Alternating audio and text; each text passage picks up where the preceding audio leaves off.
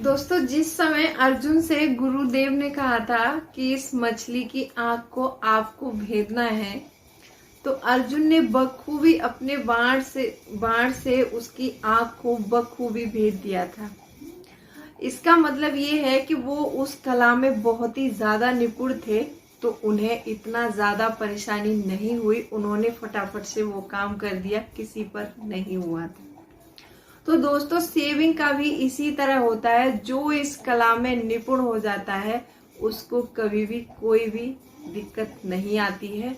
और क्योंकि अर्जुन के सामने उनका लक्ष्य था कि उनको इसकी आंख को भेदना है, आपको भी ऐसे ही सेविंग करनी है तो कोई ना कोई लक्ष्य तो जरूर बनाना होगा। बिना लक्ष्य के कोई काम सफल नहीं होता है। जब हमारे सामने लक्ष्य होता है किसी चीज का, तो हम हमेशा उस काम को करने के लिए प्रयासरत रहते हैं।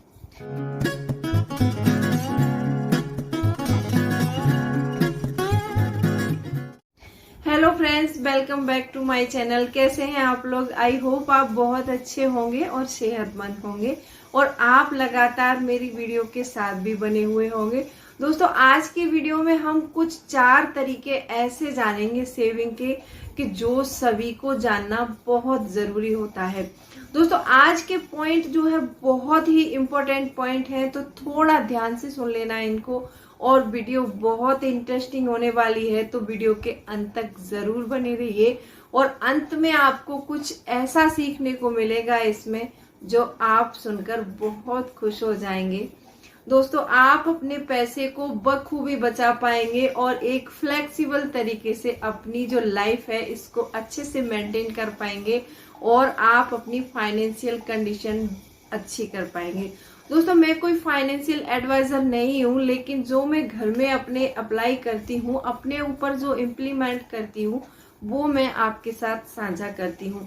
ये मेरा ओपिनियन है। आपका क्या ओपिनियन है आप कमेंट करके जरूर बता सकते हैं। दोस्तों, वीडियो बहुत इंटरेस्टिंग होने वाली है, तो वीडियो के अंत तक जरूर बने रहिए। और अभी तक आपने चैनल को सब्सक्राइब नहीं किया है तो आपसे एक नम्र निवेदन है, सब्सक्राइब कर लीजिए अपने इस चैनल को और बेल आइकन को भी जरूर प्रेस कर दीजिएगा, ताकि ऐसी ही इंटरेस्टिंग वीडियो की नोटिफिकेशन आपको मिलते रहे। दोस्तों, वीडियो पसंद आए तो एक लाइक जरूर कर दीजिएगा। तो चलिए स्टार्ट करते हैं वीडियो को। दोस्तों, सबसे पहला पॉइंट है मेरा यहाँ पर कि अपने वित्तीय लक्ष्य बनाइए। जो हम पैसा कमाते हैं उससे ज्यादा हमें जोर पैसे बचाने पर देना चाहिए कि जब हम पैसा कमा कर ला रहे हैं तो उसमें से एटलीस्ट कुछ % पैसा हमें सेव जरूर करना चाहिए। हमारे चाहे जितने भी खर्चे हो, चाहे जो भी हो जाए, जो भी रहे, हमारे सामने कोई भी प्रॉब्लम रहे, लेकिन हमें अपने जो मनी का मैनेजमेंट ऐसा करना है कि हमें 50% में अपने खर्च चलाने हैं, बाकी 30% पैसा जो है हमें अपना वांट्स के लिए रखना है और 20% पैसा हमें सैलरी का जरूर बचाना है। दोस्तों, बहुत से लोग बोलते हैं कि हम करना तो चाहते हैं सेविंग, लेकिन कर नहीं पाते हैं। क्योंकि वो क्यों नहीं कर पाते कि उनके सामने जो है कोई लक्ष्य नहीं होता है। वो लोग अपना कोई गोल नहीं बनाते हैं। जब कोई गोल ही नहीं बनाएंगे तो सेविंग कहाँ से करेंगे? जब हमारे सामने कुछ लक्ष्य होता है, वो लक्ष्य हमारा कुछ भी हो सकता है। हमको नई गाड़ी खरीदनी है, किसी को नया घर खरीदना है, किसी को बच्चे की एजुकेशन करवानी है, किसी को बच्चों की शादी करनी है, तो ये हमें लक्ष्य जरूर बनाना चाहिए। और अपने छोटे छोटे गोल्स बनाइए। पहले छोटी शुरुआत करनी चाहिए हमें। जब भी हम किसी चीज की शुरुआत करें तो हमें छोटी शुरुआत करनी चाहिए। एक छोटी रकम हमें लंबे टाइम के लिए इन्वेस्ट करनी चाहिए, फिर उसका फायदा देखना चाहिए कि उसमें हमें कितना रिटर्न मिल रहा है, कितना फायदा हो रहा है। तो हम ऐसे छोटे छोटे लक्ष्य बनाएंगे, तभी आगे हम बड़े लक्ष्य को पा सकते हैं। तो दोस्तों, आपको कुछ न कुछ लक्ष्य बनाना बहुत जरूरी है। इसके लिए मेरे पास एक एग्जाम्पल है। एक बच्चे ने अपनी माँ को बोला कि माँ, मुझे लैपटॉप चाहिए। माँ बोली कि हमारे पास इतने पैसे नहीं है कि हम तुम्हें लैपटॉप लेके दे पाए। तो माँ ने बच्चे को बोला कि, तो बच्चा बोला कि तो हमारे पास कब पैसे आएंगे, कब हम लैपटॉप ले पाएंगे, और मुझे बहुत ज्यादा जरूरत है इस चीज की। माँ ने बोला कि जो तुम फालतू खर्च करते हो, हर शाम को फास्ट फूड खाते हो, हर रोज आइसक्रीम चॉकलेट खाते हो, ये खाना बंद कर दो, हम लैपटॉप ले लेंगे, और मैं भी अपनी जो बाहर कॉफी वगैरह पीती हूँ वो बंद कर दूंगी, तो हम लैपटॉप बहुत जल्दी ले सकते हैं। तो बच्चे ने ऐसा ही किया, अपना फास्ट फूड छोड़ दिया और अपने जो भी मतलब आइसक्रीम चॉकलेट पर पैसा खर्च करता था वो छोड़ दिया। उसने वो पैसे सारे एक पिगी बैंक में डालना शुरू कर दिया। कुछ महीने हुए, जब माँ बेटों ने उस गुल्लक को तोड़ा तो उसमें उतना अमाउंट सफिशिएंट निकला आया कि बच्चा लैपटॉप ले सकता था। तो दोस्तों ऐसे ही हमें लक्ष्य बनाना चाहिए। हर कोई अपना लक्ष्य बनाए तभी हम पैसे बचा सकते हैं, अदरवाइज हम पैसे नहीं बचा सकते हैं। बच्चे को पता था कि मुझे लैपटॉप जरूरी है पढ़ाई के लिए और मुझे वो खरीदना ही है, तो उसने अपना लक्ष्य बनाया। उसकी माँ ने भी उसमें उसका साथ निभाया। जब आप घर में करना शुरू करेंगे ना तो सभी आपका साथ देने लग जाते हैं उस चीज में।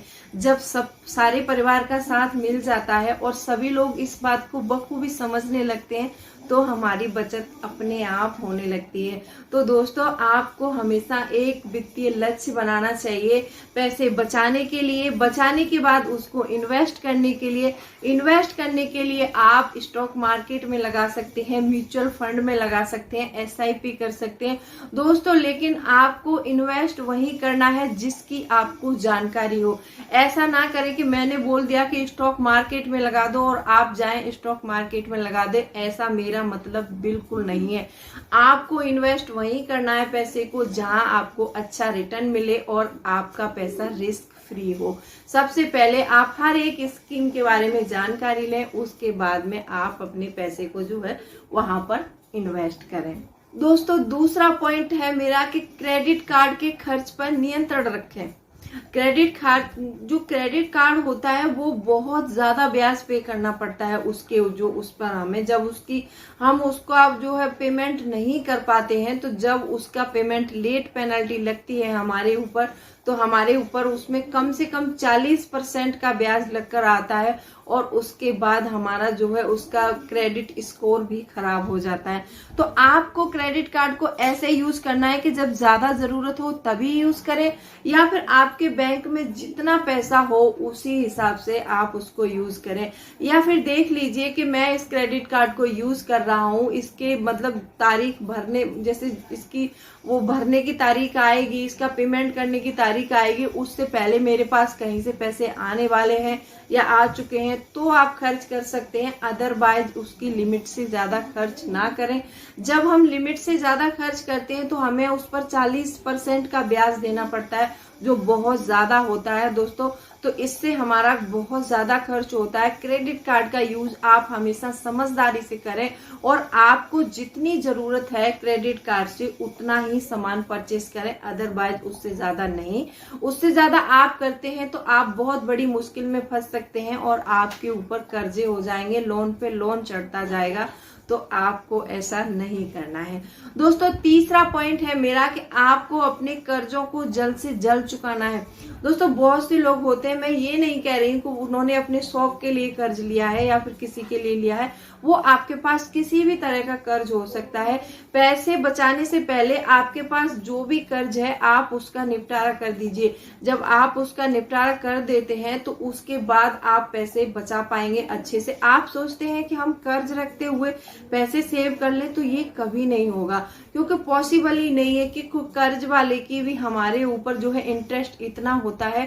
कोई भी लोन हो, पर्सनल लोन हो, होम लोन हो, आजकल पर्सनल लोन बहुत महंगे हैं दोस्तों। पर्सनल लोन का काफी ज्यादा रिटर्न भरना पड़ता, हमको जो है ब्याज इंटरेस्ट भरना पड़ता है। तो आप ऐसे लोन, जो भी आपके पास लोन्स हैं, सबसे पहले आप उन लोन को चुकाने की कोशिश कीजिए। अगर आपने किसी से पर्सनली भी लिया है तो मैंने आपको सेपरेट वीडियो दी हुई है कि कम पेमेंट में से भी जिससे पर्सनली आपने कर्ज लिया है वो कर्ज जल्द से जल्द कैसे चुका सकते हैं, और बहुत इजीली चुका सकते हैं, तो आप वो वीडियो मेरे चैनल में आके देख सकते हैं। आपको क्या करना है, आपके पास मान लीजिए 2 या 3 लोन है, तो आपको सारे लोन को एक डिक्रीजिंग ऑर्डर में लिख लेना है। सबसे पहले सबसे ज्यादा इंटरेस्ट वाला लिखना है, फिर कम इंटरेस्ट वाला, फिर उससे भी कम, सबसे छोटा एंड में लिखना है आपको। तो पहले सबसे छोटा चुकाइए, फिर उसके बाद दूसरा दूसरा, ऐसे करते करते आप अपने सारे कर्जे जो है चुका सकते हैं। दोस्तों चौथा पॉइंट है, और ये मेरा लास्ट पॉइंट है, ये बहुत इंपॉर्टेंट है। मैं हर वीडियो में बताती हूँ कि आपको एक इमरजेंसी फंड जरूर बनाना है।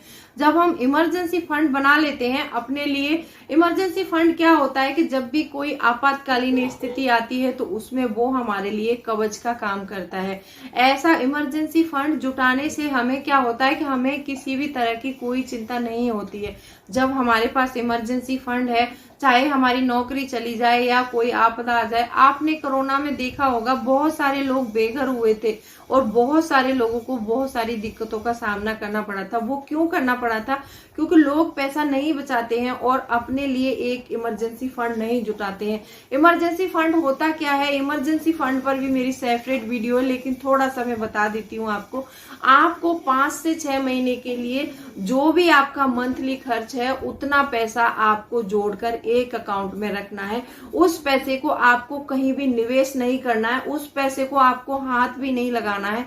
वो सिर्फ आपका इमरजेंसी फंड है। आपके घर में कोई भी इमरजेंसी आ सकती है। दोस्तों हम होम बजट प्लान कर लेते हैं और सारी चीजें प्लान कर लेते हैं। हमें घूमने जाना है, हमने प्लान कर लिया, हमें बच्चे की शादी करनी है, हमने प्लान कर लिया, लेकिन दोस्तों जो इमरजेंसी है इसको कभी प्लान नहीं किया जा सकता। ये आकस्मिक होती है। घर में कोई भी कभी भी किसी की तबीयत खराब हो जाती है तो उसके लिए हमें पैसा चाहिए। अगर हमारे पास इमरजेंसी फंड होगा तो हम उसका इलाज बखूबी करा सकते हैं। हॉस्पिटल बिल हम अपने पैसों से भर सकते हैं।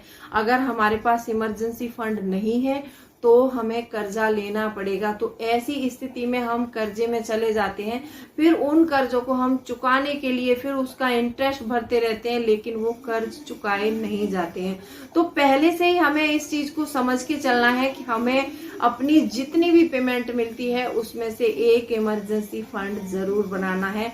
और इमरजेंसी फंड बनाना बहुत जरूरी है। एक स्थिति ये भी हो सकती है, मान लीजिए आपकी कभी जॉब चली गई या फिर किसी कारण बस पैसे अच्छे नहीं मिल रहे, आपको जॉब छोड़नी पड़ जाती है, तो आप वहां से मान लीजिए 2 महीने 1 महीने आपको जॉब नहीं मिलती है, तो भी आपके जो है काम में ये इमरजेंसी फंड ही आता है। अगर 2 महीने 3 महीने जॉब नहीं भी मिलेगी तो भी तुम्हारा चलेगा, अगर आपके पास इमरजेंसी फंड पर्याप्त है। तो आपको ज्यादा नहीं तो वैसे तो 1 साल का इमरजेंसी फंड आपको अपने अकाउंट में रखना ही चाहिए।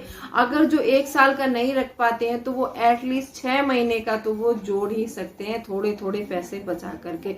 तो दोस्तों ये मेरे कुछ पॉइंट्स थे, इनमें से कौन सा पॉइंट आपको पसंद आया तो वीडियो को लाइक कर देना, और चैनल को अभी तक आपने सब्सक्राइब नहीं कर रखा है तो सब्सक्राइब भी कर लो अपने इस चैनल को, और बेल आइकन को भी जरूर प्रेस कर दीजिएगा ताकि ऐसी ही इंटरेस्टिंग वीडियो की नोटिफिकेशन आपको मिलते रहे। दोस्तों कोई भी कमेंट है, कोई भी क्वेरी है तो आप मुझे कमेंट में पूछ सकते हैं। दोस्तों कोई भी होम बजटिंग से रिलेटेड या कोई भी वीडियो देखनी है तो आप चैनल में आके देख सकते हैं। चलिए मिलती हूँ अगली वीडियो में, तब तक के लिए bye bye. Thanks for watching. जय हिंद।